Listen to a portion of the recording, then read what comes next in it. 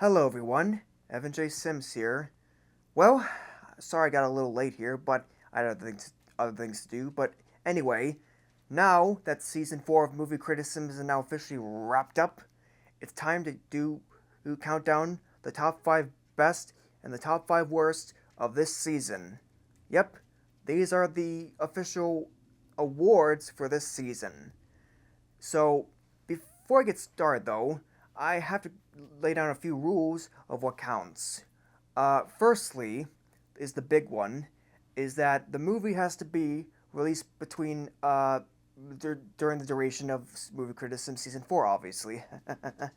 And that date range goes between last summer of 2023 all the way to pretty much last June, or basically when my review of Doom Part 2 was released on the web.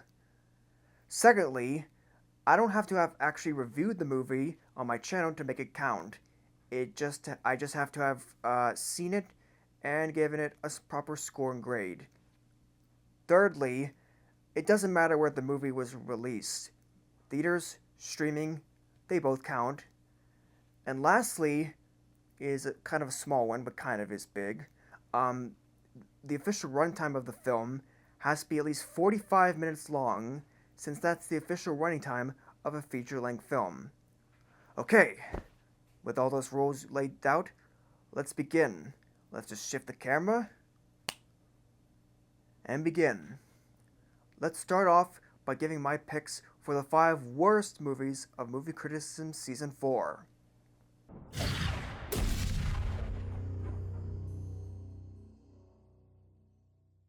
Starting off this worst list is actually the first episode of this past season, Blue Beetle.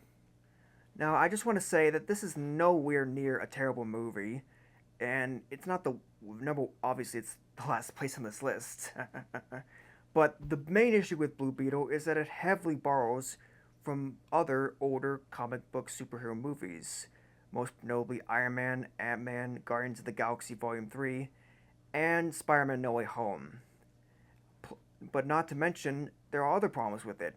It has a main big bad who lacks charisma and personality, although Susan Sarandon is pretty decent in her role and has fun. And and it does barely anything to truly stand out from other movies just like it. In the end, Blue Beetle is just another fast food comic book movie to turn off your brain that has very, very little depth and sincerity behind it.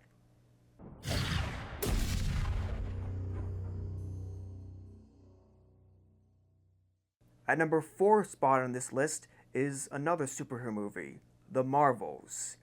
So much like Blue Beetle, it is also yet another fast food superhero movie with no sincerity behind it, even less sincerity in fact.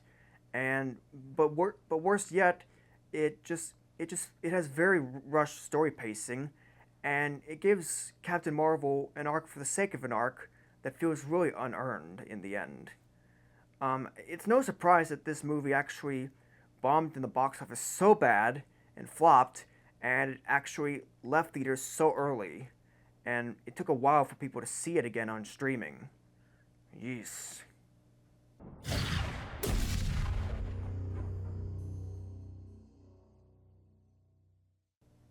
Now we have Spy Kids Armageddon, which is now the 5th movie in the Spy Kids franchise and a potential reboot by its director. So this is quite a pretty mediocre film, even below mediocre, in fact, as I gave it a C minus grade. It's a big problem with the movie is that it's really patronizing to the young audience and disrespects their intelligence so much, treating them like they're idiots, and has really, really on the nose messaging too. Some of those messages being quite questionable in execution, like technology being there to raise your kids instead of letting them raise your kids instead of your parents being a little cautious about it. And also, much like the Marvels, the pacing is also quite rushed here, maybe a little even more rushed. One of the only upsides to this is that director Robert Rodriguez is trying to make this movie to kind of, he made it for his kids, but no offense to him, but I think Rodriguez should stop making movies for his kids and actually do some serious work.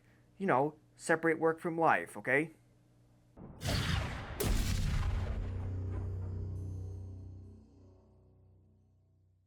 Now, this next entry on this list may kind of surprise the viewers who watch my channel, but would not surprise people who are familiar with this movie's reputation.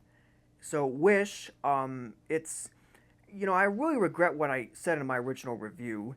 I just didn't process it long enough in my head and give it some proper thought.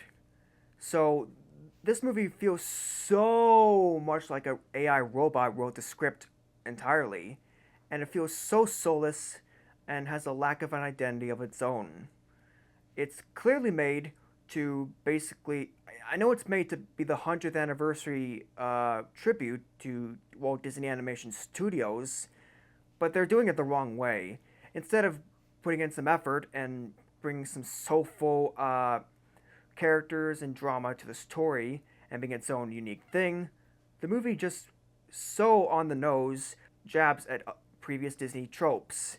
Not to mention, it has really forgettable songs and a villain who had potential but ended up being quite a generic heavy bad guy who's quite the most character switching of a villain since Yokai from Big Hero 6.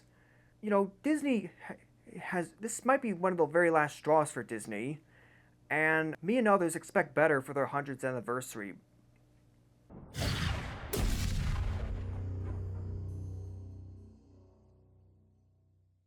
Okay, so the number one worst movie on my spot is one that wouldn't surprise anyone, and that being Madam Web. Man, what an awful piece of crap this is. I mean, Sony Pictures is clearly trying to put their IP and cash in on it of the Spider-Man franchise, then actually make something worth watching. The final product we got, it has very boring acting and bland acting. The worst one coming from the villain. It has really unearned character development slash arcs, and it has, much like Spy Kids Armageddon, has a screenplay or script that talks down to its audience so many times way too much. Sony, if you now that you know this, on my opinion and others' opinions like mine, then you should be ashamed of yourself and try to do better. Madam Web is the worst movie in this on my list of this season, and yeah, don't see it, okay? It doesn't deserve your money. Alright, those are my 5 worst movies of this season, Movie Criticism Season 4. But let's not forget that there are quite a few good movies too.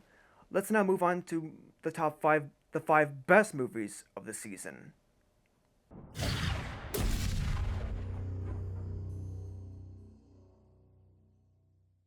First, starting this list, first up, is Wonka. Yeah, I know some people did like it fine, but wouldn't call it the best movies of that year, 2023. But as my rankings, all my calculations put, and my own personal opinion and taste, this is what it is. Anyway, Wonka is quite the very good, feel-good kind of family movie, and it does have some pretty hammy, over-the-top, cartoony villains, but to me that those work in this tone of movie and its genre and its audience. But the best thing about it, though, is that Timothy Chalamet is excellent as Willy Wonka. He not only matches the vibe and feel of Gene Wilder a bit, but he also brings some of his own taste to the character. And also, the movie has very likable songs, even if they never met the memorable perfection of the original 1973 film. In the end, Wonka is quite the very relaxing, feel-good family movie that proves Paul King yet again that Paul King is a family entertainment director to be reckoned with.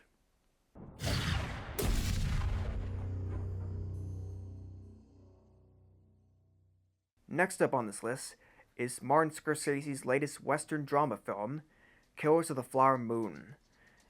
It's a very honest movie and historically accurate for the most part, and it's not afraid to get a little upsetting at times, and also has excellent charismatic performances and a very gritty atmosphere.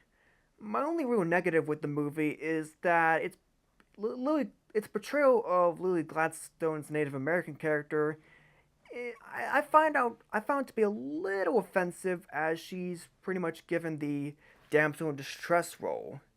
But aside from that, this is one banger from the famous director that people should give a chance.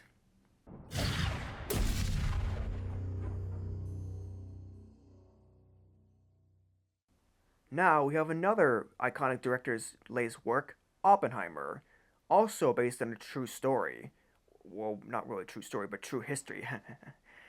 Anyway, much like Killers of the Flower Moon, Oppenheimer can be pretty disturbing at times, and it's a great dive into the psyche of a guy, a man who created a super weapon that has the potential to destroy civilization for good, and how he feels about that and his legacy.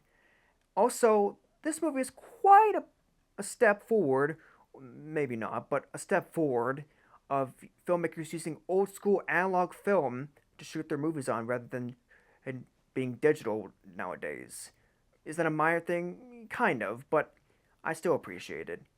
So, Oppenheimer really deserved its Oscar so much, and Christopher Nolan is one iconic force that you should fear for all eternity.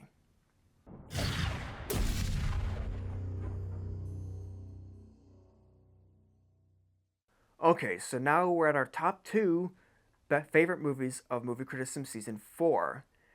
So this silver medal of good goes to Dune Part 2. And it's a very excellent epic adventure story that's very sci-fi. It's a sci-fi movie.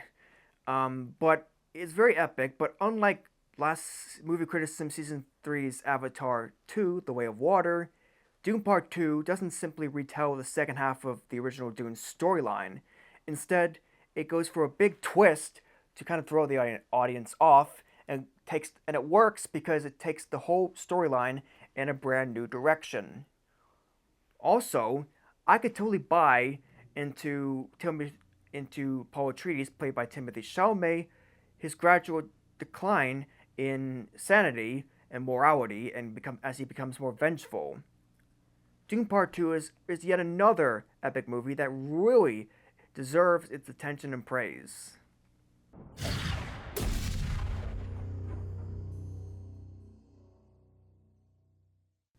And the number one best movie of Movie Criticism Season 4 is an animated one, and that is Spider-Man Across the Spider-Verse.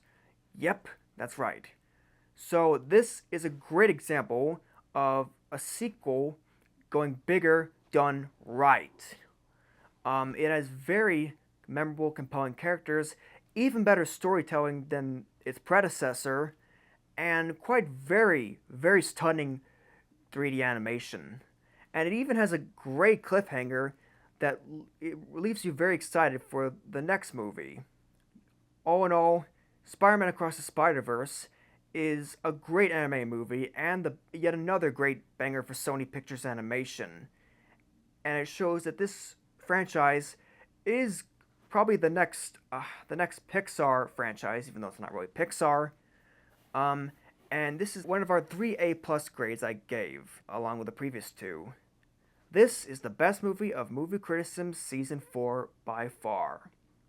Alright, so those are my picks for the 5 best and 5 worst of Movie Criticism Season 4, thus wrapping up this video. I hope you enjoyed it. So my question is, do you agree with some of my picks? Do you or not, and why? Feel free to let me know in the comment section below. Also, I would love to hear your favorite movies of this season. Please let me know in the comment section below too, and your least favorites too. Hold on, I got something in my nose. There. So, and if you enjoyed this countdown video, then feel free to like, subscribe, and or share. Well, I can't wait for Movie Criticism Season 5 to come out next fall. I'm Evan J. Sims, signing out. Peace!